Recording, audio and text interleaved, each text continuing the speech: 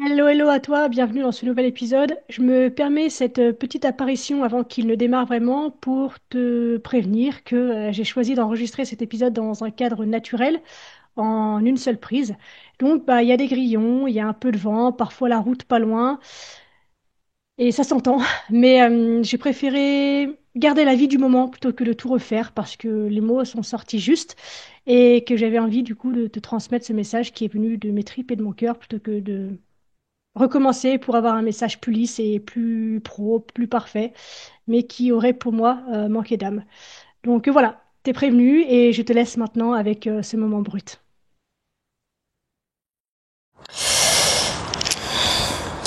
Il y a des épisodes qu'on enregistre non pas pour transmettre quelque chose de figé, de déjà su, mais plutôt pour le déplier un peu en même temps qu'on le dit. Et celui que je vous propose aujourd'hui en fait clairement partie. Je pourrais l'appeler quand la vocation devient une réparation, ou comment je me suis perdue dans le projet qui devait me sauver. Parce que c'est exactement de cela dont il s'agit. Ça partait d'un feu, d'une évidence, d'un rêve. Et un jour, je me suis rendu compte que je ne m'étais jamais vraiment demandé si ce feu était un appel ou une brûlure. Pendant des années, j'ai cru que j'avais trouvé ma voie, ma vocation. J'accompagnais les gens à se retrouver, à s'accueillir, à se révéler. Et c'était beau, c'était vrai, c'était profondément incarné. J'y mettais tout mon cœur, toute mon énergie, toute mon histoire aussi. Mais il y a une vérité que je n'avais pas envie de voir. Une vérité qui fait vaciller, qui secoue doucement mais très très profondément. Ce projet, mon activité, cette mission que je m'étais donnée était née d'une blessure. De ma blessure la plus ancienne, la plus intime, celle de ne pas avoir été entendue, accueillie, celle d'avoir été cassée, puis laissée seule pour me recoller. Alors, j'ai fait ce que font beaucoup de personnes résilientes, j'ai transformé ma douleur en projet. J'ai voulu être utile, offrir ce que je n'avais pas reçu, devenir la main tendue que j'aurais aimé trouver. Et quelque part, ça m'a sauvée. Carrément, vraiment en fait. Mais si je suis honnête aujourd'hui, ça m'a aussi beaucoup enfermée. Pendant longtemps, en fait, j'ai confondu la réparation avec la vocation. J'ai appelé ça passion, mais en fait, c'était de la survie. J'ai appelé ça dévotion, mais en fait, c'était de l'hypervigilance. J'ai appelé ça amour, mais en fait, c'était du besoin. Parce qu'en fait, je voulais pas seulement accompagner les autres, je voulais me prouver que j'avais le droit d'exister, que j'étais capable, que j'avais de la valeur, que j'étais utile. Et pour ça, j'avais besoin que mon projet réussisse. J'avais besoin qu'il fonctionne, qu'il me tienne, qu'il me valide. Donc en fait, j'étais plus en train de créer, j'étais en train de me tenir debout au milieu des ruines de ma propre histoire. Et bien sûr, je disais, c'est ma vocation. C'est ce pourquoi je suis faite, ce pourquoi je suis venue sur cette terre, ce pourquoi je suis venue m'incarner. C'est ma mission, ma raison d'être. Mais en vrai, c'était en fait la seule manière que j'avais trouvée pour survivre à tout ce que j'avais traversé. Bonjour.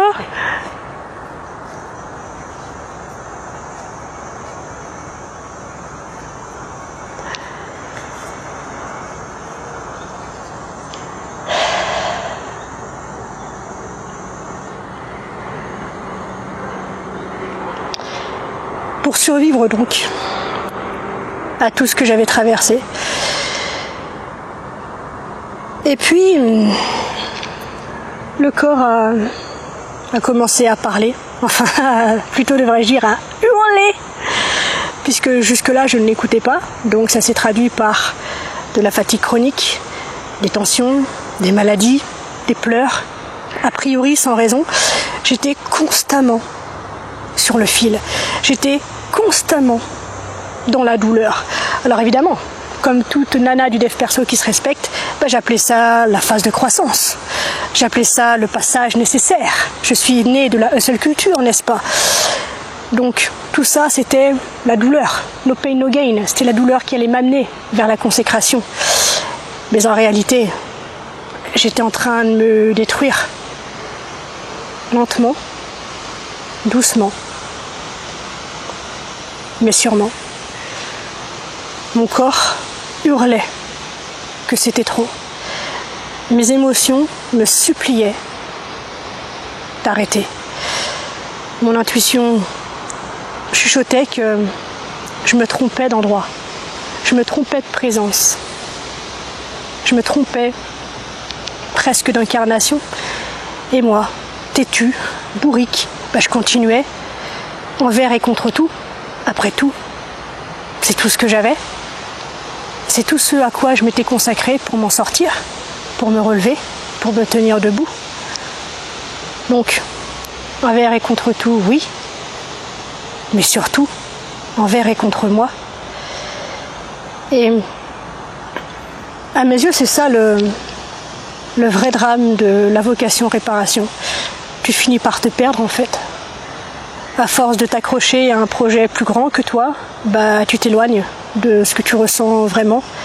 Et c'est insidieux parce que ça se fait vraiment petit à petit, jour après jour, pas après pas, tu t'enlises sans t'en rendre compte, comme cette grenouille qu'on fait cuire lentement dans cette mission qui en réalité n'est pas la tienne, dans cette mission qui devient au final ton chemin de croix, dans cette mission censée te sauver et qui finalement finit par t'enterrer.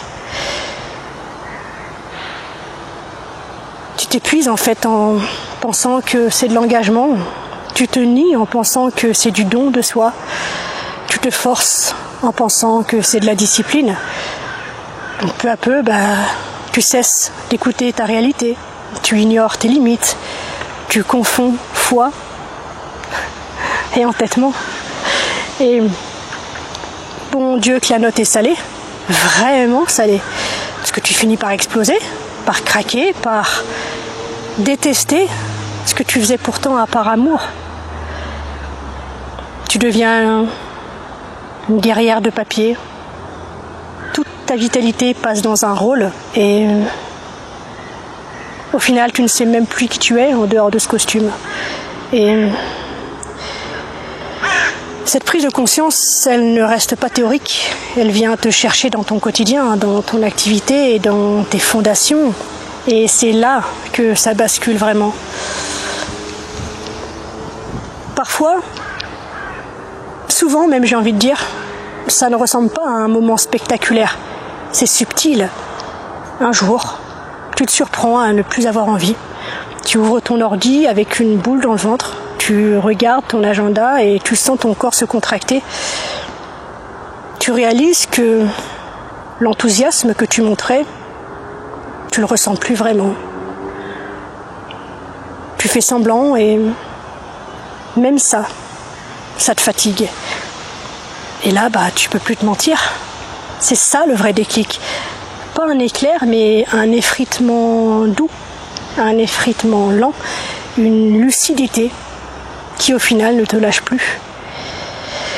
Et je dis pas ça depuis le sommet d'une montagne où j'aurais tout compris. Je suis en plein dedans. Aujourd'hui, je traverse une transition, la transition la plus douloureuse, la plus longue, je crois, de ma vie. Celle qui, en tout cas, remet le plus de choses en question.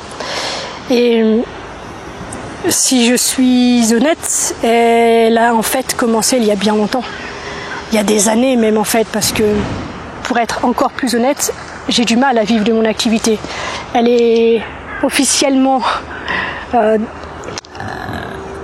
inscrite à la Chambre du commerce, je vais y arriver, depuis plus de 10 ans, je pense, aujourd'hui. En tout cas 10 ans, minimum. Et j'ai jamais réussi à pérenniser l'entrée d'argent pour faire survivre, vivre et respirer mon entreprise.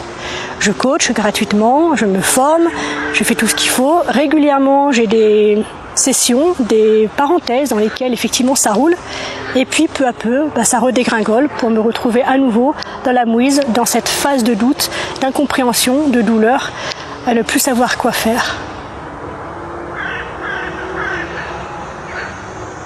Et aujourd'hui, dans cette transition, depuis le départ de ma pépette en réalité, je me rends compte à quel point tout ça, je le savais depuis des années.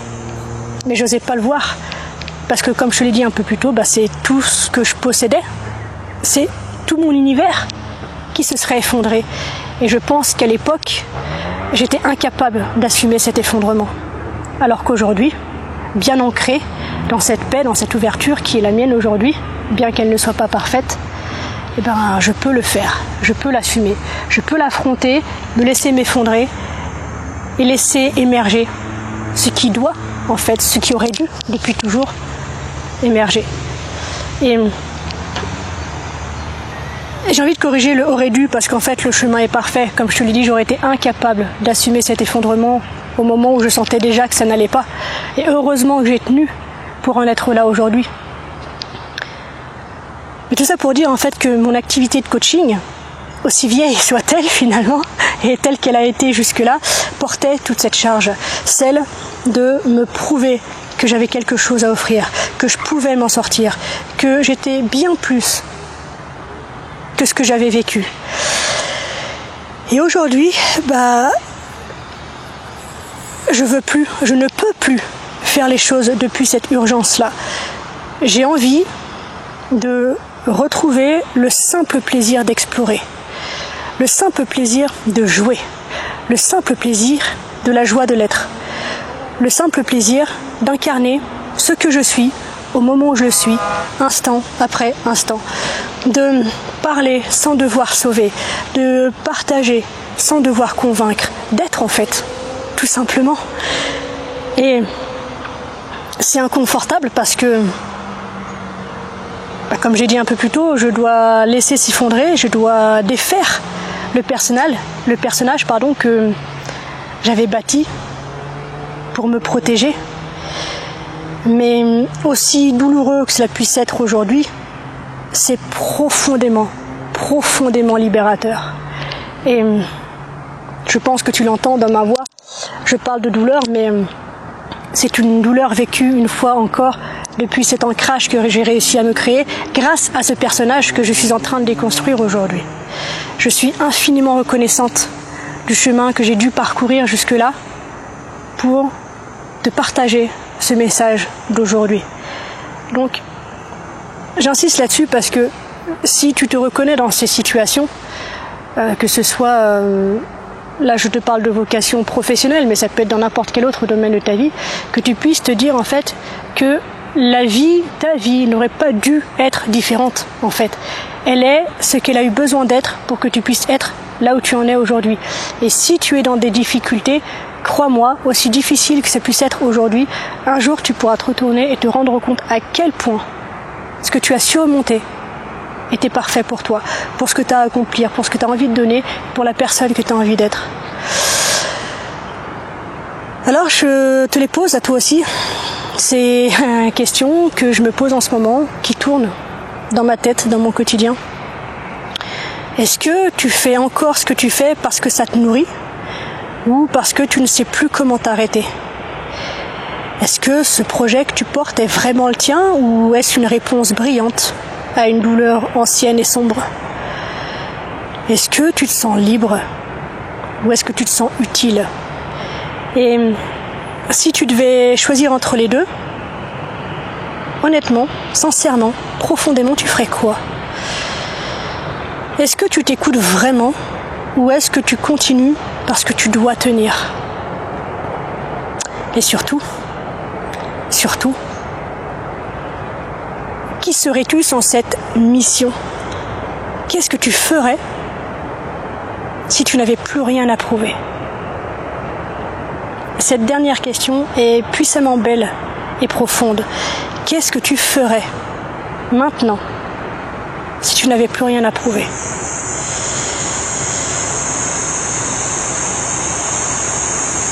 en conclusion, j'ai envie de te soumettre l'idée que peut-être que ta vraie paix, elle est là en fait. Pas dans la réussite, la réalisation d'un grand rêve, pas dans l'accomplissement d'une mission, mais dans le fait d'oser dire « je suis fatiguée, j'en ai marre, j'ai besoin de moi, là maintenant ». Et si, au lieu de chercher encore une fois, encore et encore à te réparer, tu te laissais tranquille. Si au lieu de se réparer, on se laissait tranquille. Si on apprenait à vivre, non pas pour prouver, non pas pour briller, mais pour ressentir, pour aimer, pour respirer. Peut-être que le vrai chemin, c'est pas de devenir une version améliorée de soi-même, comme on nous le vend souvent, mais de revenir à qui on est quand on ne cherche plus à mériter sa place. Et peut-être que ce podcast, Bien avec soi, lui aussi va changer pour respirer avec moi, pour me suivre dans cette mue. Parce que la voix que tu entends aujourd'hui, c'est celle de quelqu'un qui ne sait pas encore où ça va, mais qui a arrêté de se fuir. Et rien que ça, c'est immense.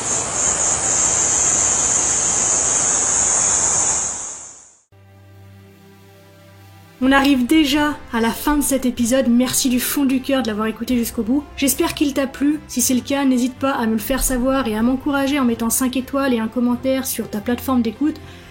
Les témoignages et les interactions, ça m'aide simplement à rendre le podcast visible et donc disponible à un plus grand nombre de personnes. Ça ne te coûte rien et c'est vraiment super important pour moi, donc merci infiniment pour ta contribution. Sache que si tu as envie d'aller plus loin sur les notions que j'aborde dans ce podcast, je propose des accompagnements de coaching, donc si cette voix t'appelle, sens-toi libre de me contacter, t'as tout ce qu'il faut pour ça dans la description, et nous verrons ensemble ce qu'il est possible d'accomplir.